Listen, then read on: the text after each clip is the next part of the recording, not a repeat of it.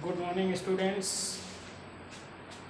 Today we discuss on institutional representation of democracy, यानी कि हमारे जो प्रजातंत्र में है किस प्रकार से जो संस्थानिक प्रतिनिधि उस प्रकार से, जैसे as you know India is a democratic country. आप जानते हैं कि भारत किस प्रकार का देश है, एक प्रजातांत्रिक देश है। यहाँ पर क्या होता है, जो सरकार होती है वो क्या होती है, जनता द्वारा चुनी हुई सरकार कार्य करती है। उसमें क्या होता है, विभिन्न समय समय पर क्या होते हैं, चुनाव होते हैं। चुनाव में जनता वोट डालती है और जिस सरकार को बहुमत मिलता है वह सरकार बनती है। अब देखिए, वोट डालने का अधिकार किसे होता है, जो हमारे यहाँ 18 वर्ष से अधिक की उम्र का कोई भी वयस्क होता है उसे वोट डालने का अधिकार प्राप्त हो जाता है और उसे वोट डालने का स्वतंत्र होता है। उस पर कोई भी दबाव नहीं होता, जिसको मन आता उस पार्टी को या उस व्यक्ति को वोट देते हैं। सबसे पहले देखिए इलेक्शन। देखिए इलेक्शन कितने प्रकार के होते हैं, 2 प्रकार के होते हैं। Number 1 direct election, number 2 indirect election. कितने प्रकार के होते हैं, प्रत्यक्ष चुनाव और अप्रत्यक्ष चुनाव। प्रत्यक्ष चुनाव में क्या होता है, जनता सीधे तौर पर अपना प्रतिनिधि चुनती है, और जबकि अप्रत्यक्ष रूप में क्या होता है, जनता सीधे तौर पर अपना प्रतिनिधि नहीं चुनती है। अब देखिए इलेक्शंस इन इंडिया, भारत में चुनाव किस प्रकार के होते हैं। देखिए नंबर 1 जनरल चुनाव, जिन्हें हम कहते हैं आम चुनाव। क्या कहते हैं हम, आम चुनाव। नंबर 3 आएगा आपका वाई इलेक्शन, जिसे हम कहते हैं उपचुनाव। नंबर 3 आता मिड टर्म इलेक्शन, जिसे हम कहते हैं मध्यावधि चुनाव।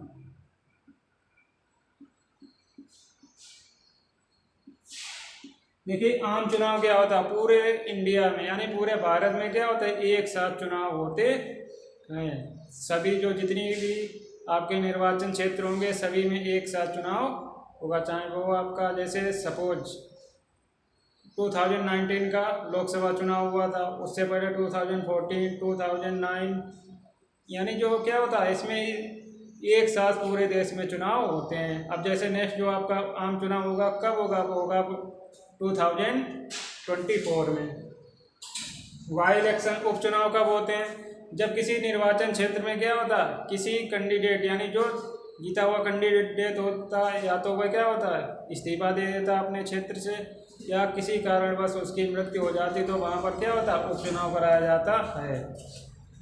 अब देखिए मिड टर्म इलेक्शंस क्या होते हैं, मध्यावधि चुनाव। जब कोई सरकार अपना पूरा कार्यकाल 5 वर्ष का नहीं पूरा कर पाती तो हमारे यहाँ मध्यावधि चुनाव होते हैं, यानी जो अवधि शेष होती है उसको पूर्ण करने के लिए मध्यावधि चुनाव कराए जाते हैं। Number 1 conducting elections. अब देखिए चुनाव कराने की जिम्मेदारी किसकी होती है, हमारे यहाँ जो इलेक्शन कमीशन होता है उसकी चुनाव कराने की जिम्मेदारी होती है। जब तक चुनाव चलते हैं पूरी देखरेख किसके अंतर्गत होती है, चुनाव आयोग के अंतर्गत। इलेक्शन कैंपेन देखिए, चुनाव प्रचार। चुनाव प्रचार कब होता है, जब आपका नामांकन हो जाता है उसके बाद क्या होता है चुनाव प्रचार होता है। विभिन्न पार्टियां क्या करती हैं, जो उम्मीदवार होते हैं वो डोर टू डोर यानी दरवाजे घर घर जाते हैं, वोट मांगते हैं, रैलियां होती हैं, पोस्टर लगाते हैं, बैनर लगाते हैं, होर्डिंग लगाते हैं। इन सबसे क्या करते हैं, अपने अपने प्रचार करते हैं, अपने पक्ष में माहौल बनाने के लिए क्या करते हैं, वोट मांगते हैं।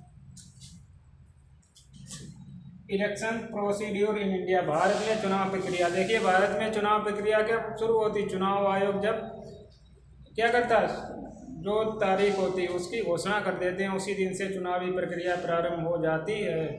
इसके थ्रू क्या होता है, वो सबसे पहले तो डेट निर्धारित करता है कि किस डेट से किस डेट तक नामांकन होगा, कब से कब तक आप अपना नॉमिनेशन वापस ले सकते हैं, किस डेट में चुनाव होगा, किस डेट में जो आपका चुनाव हुआ उसका परिणाम आएगा। ये सारी प्रक्रिया क्या होती है, इलेक्शन कमीशन के द्वारा की जाती है।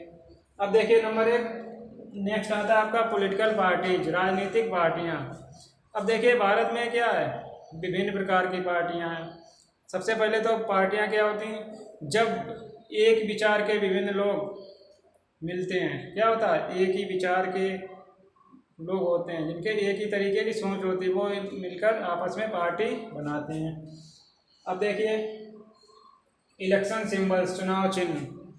जब कोई अपनी पार्टी बनाता है फिर वो रिक्वेस्ट करता है चुनाव आयोग से कि हमें चुनाव चिन्ह प्रदान किया जाए तो चुनाव आयोग क्या करता है, उन्हें चुनाव चिन्ह प्रदान करता है।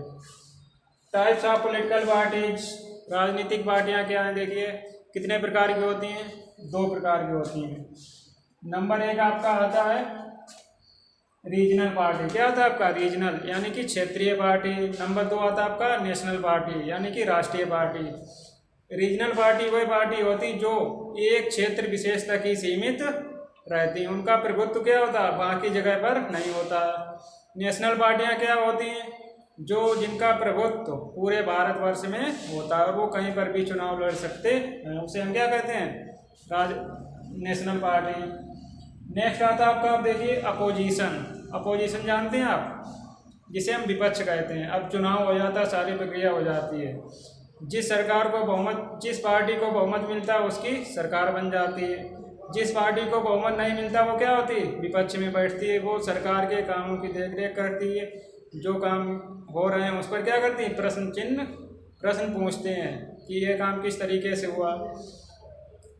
अब देखिए ये तो हो गई आपकी जिसे बहुमत मिलता है। कभी कभी क्या होता है, किसी भी पार्टी को पूर्ण बहुमत नहीं मिलता है। इस परिस्थिति में क्या होता है, 1, 2, 3 पार्टी मिलकर क्या बनती है, अपना गठबंधन करती हैं। क्या करती हैं, गठबंधन करके सरकार बनाती हैं, जिसे हम क्या कहते हैं, गठबंधन की सरकार।